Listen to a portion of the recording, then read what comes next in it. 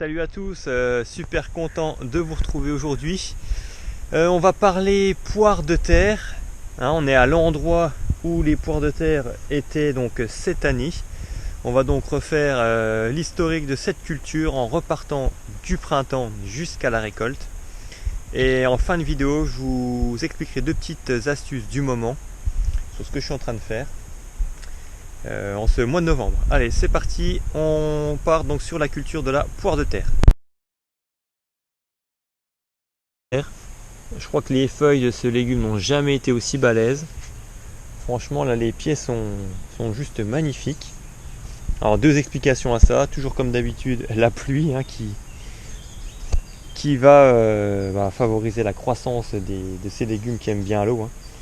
Et puis, le fait qu'en dessous, ce soit une partie protégée des campagnols, grillagée. Donc, évidemment, par rapport à d'habitude, ils sont beaucoup plus tranquilles par rapport au système racinaire. La saison complète est passée, on se retrouve début octobre. Vous voyez que les plants là sont super grands, ils sont plus grands que moi, ils font 2 mètres, 2 mètres 50 par là-dedans. Voilà, signe qu'en dessous ça doit quand même présenter des beaux tubercules. Au passage, je précise juste que c'est un légume qui a besoin d'eau à l'automne pour tubériser. Donc si vous habitez dans des régions sèches, où l'automne est assez sec, n'hésitez pas à leur mettre pas mal d'eau quand même, ça leur fera du bien et ça va faire tout simplement grossir les tubercules. C'est comme la patate douce, c'est un légume qui va tubériser au moment de l'automne où les journées vont se raccourcir, où le temps va se rafraîchir. Donc n'hésitez pas à ce moment-là à leur mettre de l'eau. Bon, ici nous dans les Vosges, il n'y a pas de souci d'eau, on les arrose à peine, à peine. Et vraiment que à partir du mois de septembre, pas avant. Alors vient ensuite le moment tant attendu de la récolte. Bon là évidemment il va déjà falloir couper tout le feuillage. Là vous voyez donc que les feuilles ont pris pas mal de gelée là sur les dents. 3, 4, on voit que le feuillage a bien noirci, c'est bien recroquevillé. Donc on va couper toute la végétation qui est au-dessus de la terre. Et puis on va ressortir les souches. Alors là attention, il va falloir être vraiment minutieux. C'est un tubercule qui est très cassant. Si on le sort à la bêche ou à la fourche bêche ou à la grelinette comme ça tel que, il y a des grandes chances que vous cassiez la moitié du tubercule. Donc là il n'y a pas trop le choix, c'est assez fastidieux. On va creuser tout autour de la troche et puis on va délicatement essayer de sortir toute la souche. Bon voilà, on prend le temps qu'il faut. Là moi pour mes 3 pieds j'aurais mis bonnement une demi-heure pour faire les 3 pieds pour être sûr de ne rien casser. D'autant plus que là dans mes bacs protégés des campagnols, il n'y a eu aucune attaque. Donc voilà, j'ai une belle culture, donc je vais prendre soin de la récupérer le mieux possible, de façon à ce qu'elle se conserve déjà évidemment le plus longtemps possible. Alors voilà, vous avez donc les images de la récolte. Les tubercules sont magnifiques.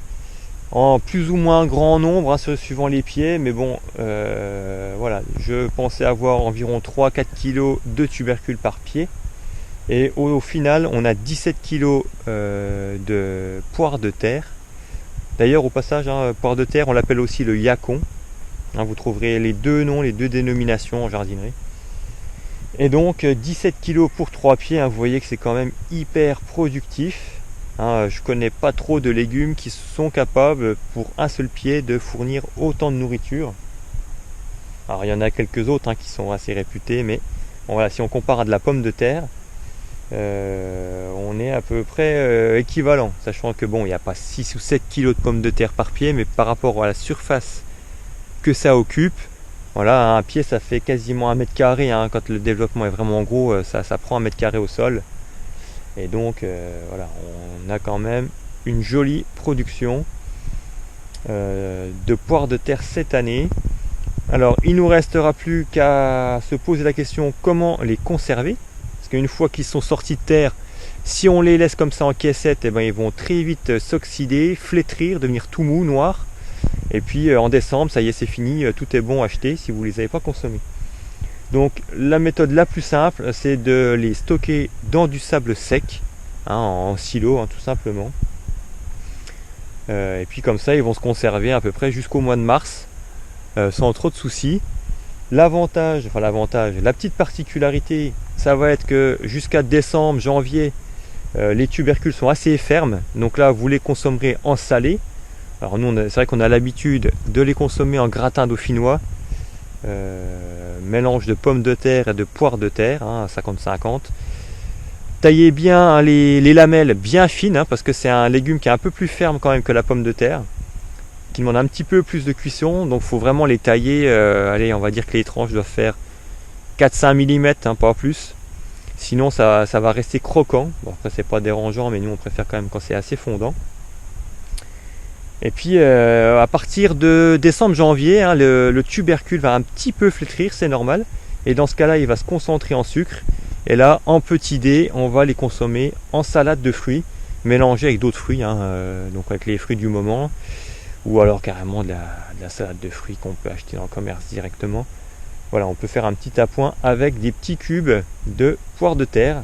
C'est assez original, une texture de poire avec un goût un peu particulier. Bon voilà, à vous d'essayer si vous ne connaissez pas. Franchement, nous c'est un légume qu'on apprécie. Le goût n'est pas hyper puissant, c'est assez pas neutre, mais c'est différent, quoi. Alors, comme je vous l'avais dit, on termine cette vidéo avec deux petites astuces du moment. Là, donc, on est toujours sur la zone qui va être recouverte par la serre. J'y ai planté donc mes fruitiers assez fragiles, sensibles, c'est-à-dire ici j'ai un abricot pêche du Roussillon. Voilà, abricot rouge pardon du Roussillon. J'ai là-bas un nectarinier, alors la variété c'est Nectared 6. Et ensuite là-bas j'ai donc mon pêche plate. Alors l'astuce du moment, c'est si vous achetez des arbres fruitiers en container, en pot, ce que je vous déconseille au passage, il vaut mieux prendre des racines nues, mais c'est pas toujours évident de trouver ce qu'on veut en racines nues. Par exemple, mon abricotier, il était en racines nues, mais mon nectarinier, je l'ai pas trouvé. Donc j'ai pris ce qu'il y avait, hein. Et donc là, une des petites choses à faire, et c'est vraiment primordial, c'est de casser complètement toutes les petites racines là qui sont formées, on appelle ça faire un chignon. Et vraiment, il va falloir casser toutes ces racines pour que l'arbre s'enracine correctement. Bon, en plus des apports de compost, etc. Mais bon, classique. Mais là, vraiment, prenez le temps de détricoter cette troche, cette motte racinaire. Sinon, l'arbre va vraiment mal s'implanter. Moi, je préfère largement les arbres en racines nues qui partent beaucoup mieux. Mais bon, voilà, on fait avec ce qu'on trouve.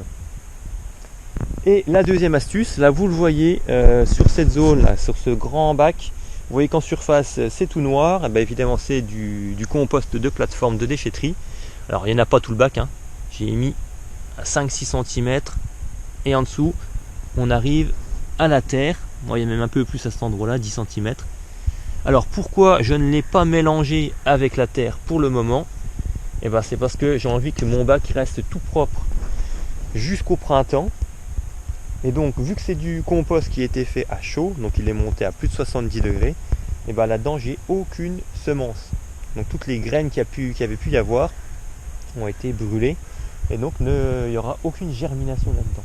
Donc je vais laisser tout l'hiver ce bac comme ça, et au printemps il n'aura pas bougé, il n'y aura pas d'adventice à enlever. Je pourrai donc commencer à jardiner directement là-dedans. Donc j'incorporerai les 10 premiers centimètres avec la terre qui est en dessous.